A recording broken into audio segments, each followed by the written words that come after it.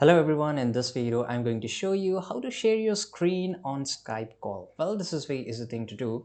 So yeah, I have to just log in into your Skype account, and on the left side you will see a lot of options. So here you have to just go to the call, and once you click on call you will get a two option: new call, which is just an audio call, and the second one is just for the video call, right? So if you want to go to the video call, of course, if you want to share your screen, you have to choose meet now. So once you click on meet now, you can just join a meeting or host a meeting.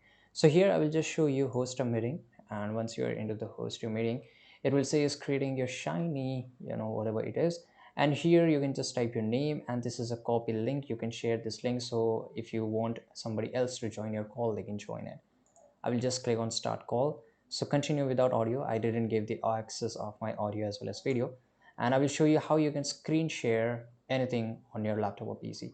So here on the right side, you will see basically this option of screen share.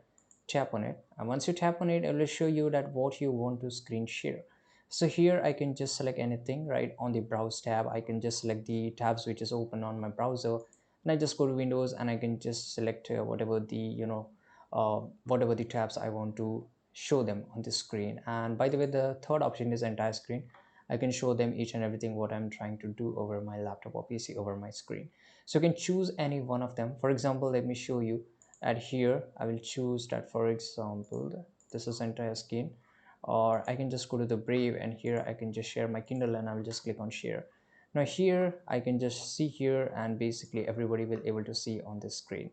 And once I am done, I will just click on stop sharing, confirm stop sharing, and the screen sharing has been stopped. So this is how you can screen share. I hope you found this video very useful. Subscribe.